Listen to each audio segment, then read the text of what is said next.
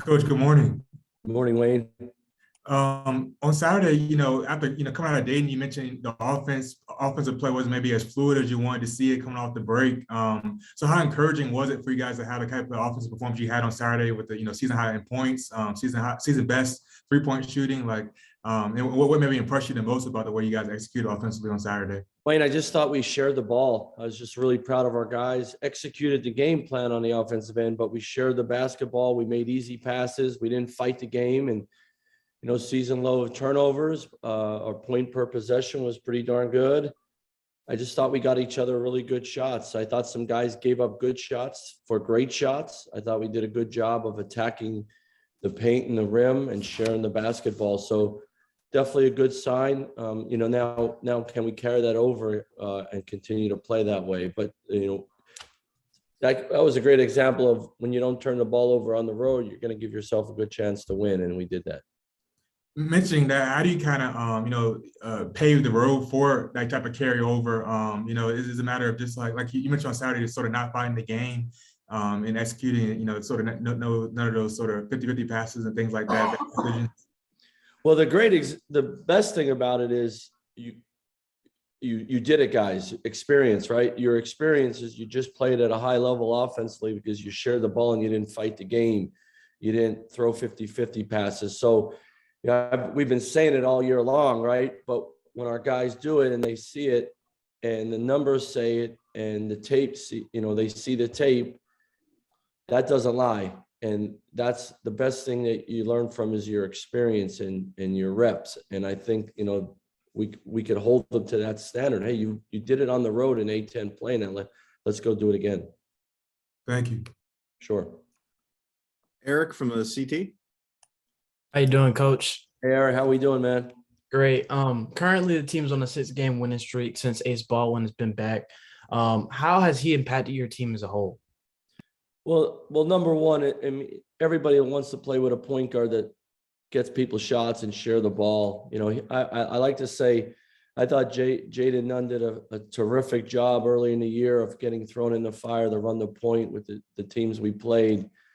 But just even for him and his teammates, having Ace back brings our rudder, right? Gives us more of a rudder, a guy that can, set the tone offensively and defensively. And guys like to play with Ace because he's a throwback point guard. He gets guys baskets, he gets guys shots. And then on defense, he the tip of the spear, guarding the ball and causing some issues. So, that helps tremendously. Everybody knows he's a very good player, but he also, I think, the greatest compliment you can get in a team sport is you make your teammates better. And I think Ace does that. But I also think it's helped other guys play really well because they don't have to do so much. Jay Nunn is one of those guys, Marcus Sahonis, Vince, and I think those guys are getting in a really good rhythm of playing with Ace. So we're glad we have him back. I'm really proud of his leadership. I'm really proud of how coachable he's been on the way back. And we got to still continue to get better, but him at the point really helps. Speaking of that 6-game winning streak, how does the winning streak show how the team has persevered through, the COVID protocols and the cancellations of December? Yeah, I just really don't harp on it. It is what it is, right? We've gone through this now. We all have gone through this in our lives. And, everything's going well and then, somebody throws up a roadblock, right? And in regards to COVID with a basketball team, I knew once one or two guys got it, it might spread like wildfire, like it's doing everywhere. And that's what happened. So, just no excuses. We're just not making any excuses. If we play with 6 guys or 15, so be it. We got to be ready to try to win the next game. And the only thing that we can control is our day today. And if COVID throws a wrench in it, we still got to be able to control our day the right way. So, one thing going into this year, knowing this could happen again, was we're not going to lose our stones over it.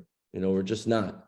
We're going to handle it each day the best that we can and go from there. And I think the guys, even with some young guys, have done a good job of that. David Teal. Mike, you mentioned to Wayne on Saturday that with Vince, the ball doesn't stick, that Yeah. it hot in your words. Is that something that is instinctive in a player, or is it something you can teach as a coach? I think both. Now it's great when you have a guy that's instinctively a touch passer and a guy that moves the ball. And Vince has always been like that. And Ace is the same way. You want to try to recruit guys like that too. I always say if guys are really good passers in high school, they see the game a little differently, maybe a little quicker. So we try to recruit that as well. But we emphasize it too, David. We really emphasize it. We do drills where it's almost like hot potato, where we move the ball quick. And sometimes just moving the ball, you help your teammate in be more of a threat. Moving the ball makes the defense scramble even longer.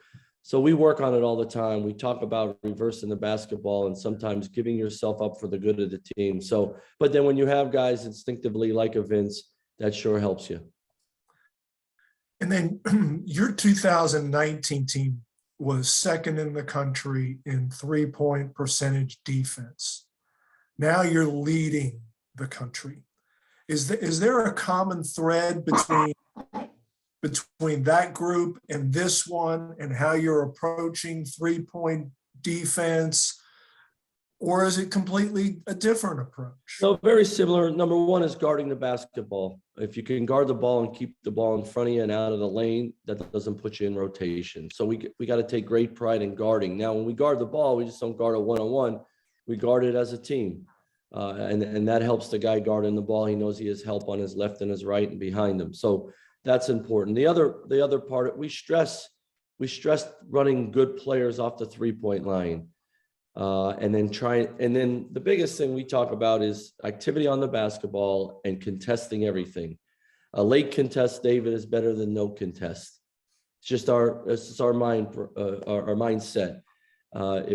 If something is in the way of your target, it's a difference of missing and making. So, we have long athletic guys that can guard the ball, but we got to get through screens and be real tough but use our length and really emphasize taking away shots and contesting any shot as best we can. We work on it every day, and we take great pride in those numbers because, as we all know, a team that makes a bunch of threes against you is hard to beat, and that's been a huge emphasis now. Matt Shelton. Without Levi, Jalen's had to play some extra minutes, and he had his best game against LaSalle. What do you think he's doing differently now, several games into the season, than when he started the year? Just more comfortable, Matt. Maturity, right? I still think he's going to get a lot better than he is now, but he's improved a lot since the start, just from having game reps, minutes. I'm not going to say he wasn't coachable early in the year, but because of going through some things on the court and in games and learning from Big B and the rest of the coaching staff, he's carrying stuff over and being more of a student of the game. And when you do that as a freshman and not fight it, you improve quicker. And now, look, you guys know I play freshman, so we threw him in the fire early in the game, and some days he had some great days. Other days, he sort of, you drown a little bit, but that's part of being a freshman. I think his teammates have done a great job helping him, but he has a nose for the ball, and he's very competitive and physical. And no matter what, as a freshman or senior, that helps tremendously, and he's done that. Wayne, did you have more? I wasn't sure if that was still up or. Yes, please. Go ahead. Kind of off that, Levi, do you anticipate him, being back in the mix for you guys tomorrow? I hope so. I think so. He practiced a little bit yesterday. The biggest thing, my biggest concern with guys recovering is that we're smart about it, coming back.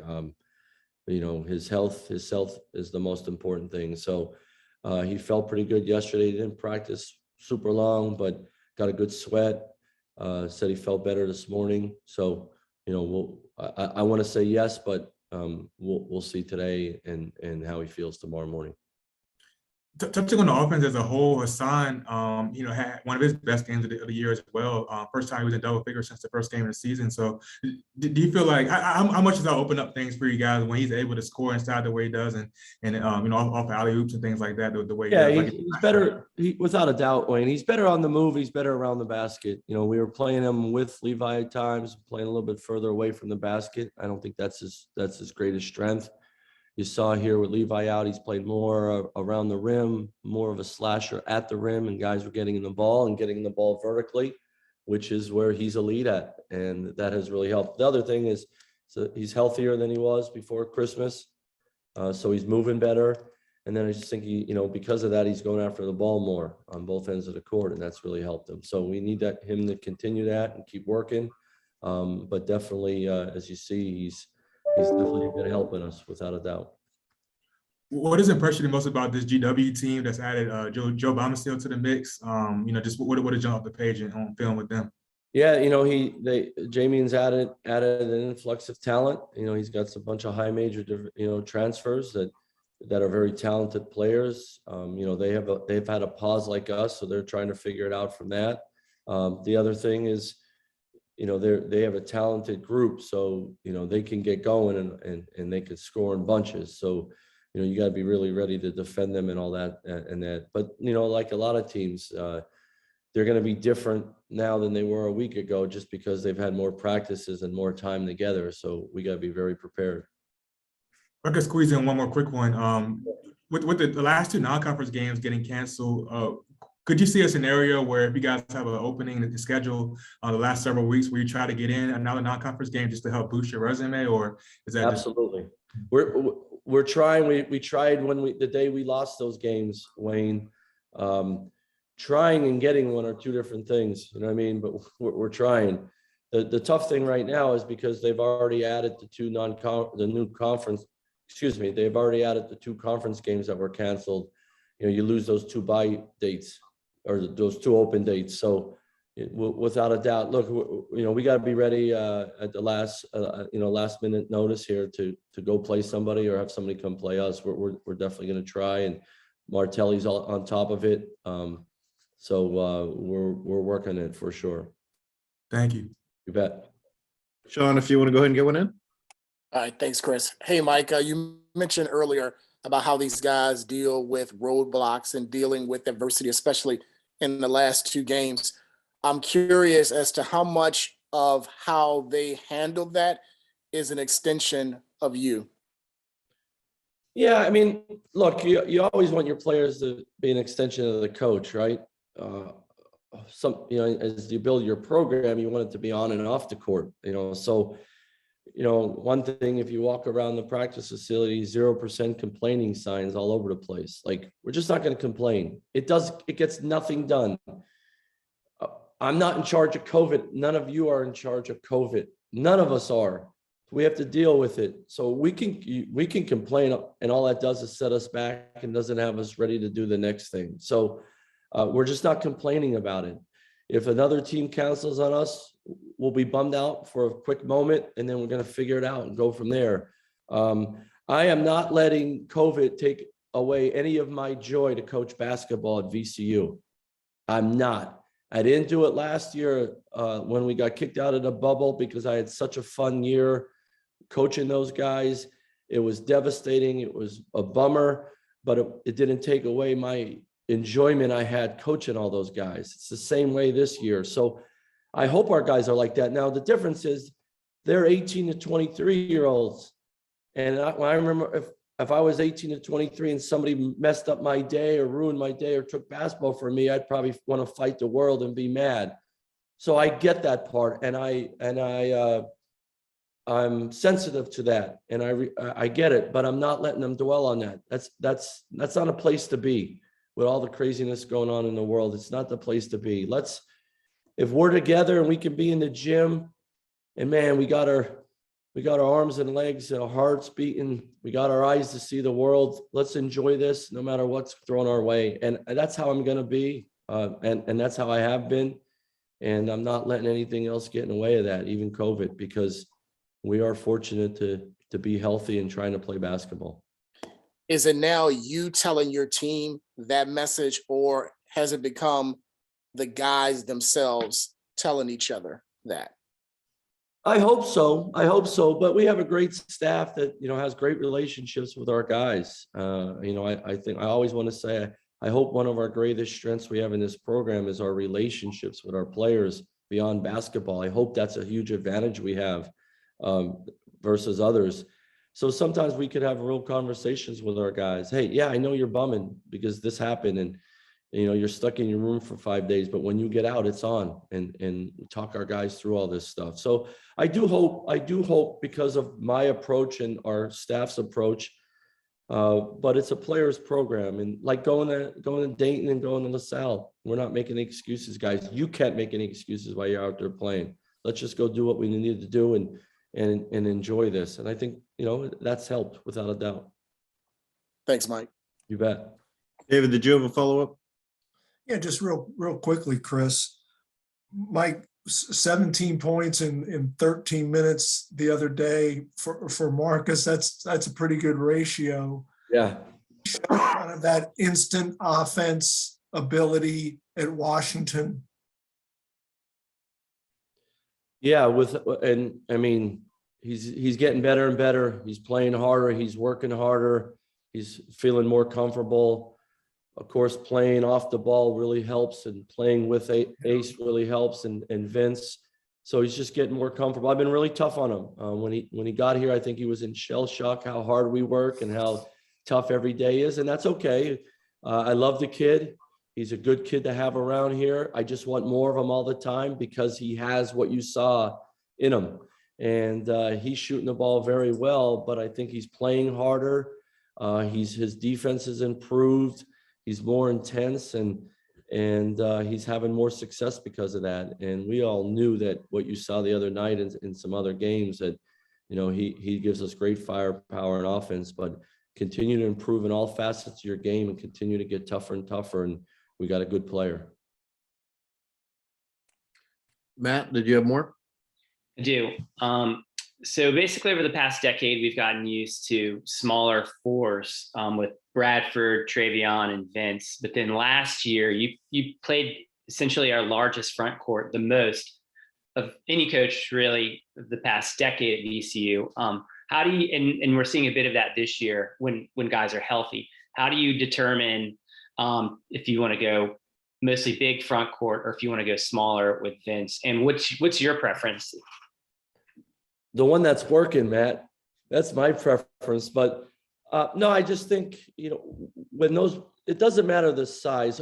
And for example, sometimes it's offensively, right? If we're not shooting the ball, we could put Vince there, and it gives us a little bit more of a point forward and a guy that can make shots and score the ball. So, that's a great option offensively.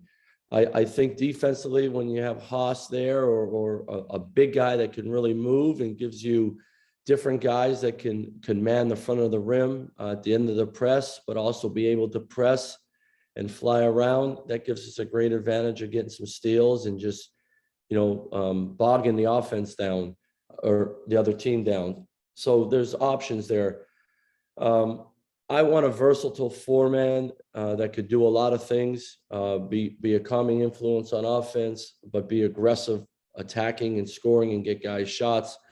Having that four-man that could stretch the defense and shoot, make threes, that's really tough with the guys. Now, last year, the way Bones was playing on offense and Vince and shooting the ball, we could play maybe a more of a bigger lineup with less. We struggled offensively early in the year, and we didn't get a lot of points from that four spot.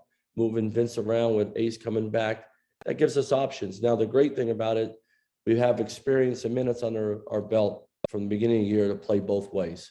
So, I take a Travion Graham or Bradford Burgess. That's an easy decision. But I like the guys we have. I think our bigger guys are getting better and getting better away from the basket. And you're seeing that in some of the numbers for sure. But also helps when you put Vince out there, the way he moves the ball at the four. It's more of a point forward type, and he can make threes, gives you an advantage. So we could play both ways. Do I have a preference? The one that's cooking at the time, that's who we'll go with. Eric? Yeah, last one for me, Coach. You got two back-to-back tough conference games in Davidson, who's won, I think, 11 straight, and St. Bonaventure. What do you expect from your team from the rest of conference play, excuse me, for the Yeah. rest of the year? Great question. I mean, we're not even we're there yet. We got a tough one here at home against GW. They're a very talented team and a scary team. So we got our hands full there. Win the next day, right? Win today's practice and be ready to, and that will help us win the next game. So, you know, I've never been a guy that looks ahead. I won't look ahead I just never have ever. I'm not going to look at tape from an opponent after the game tomorrow.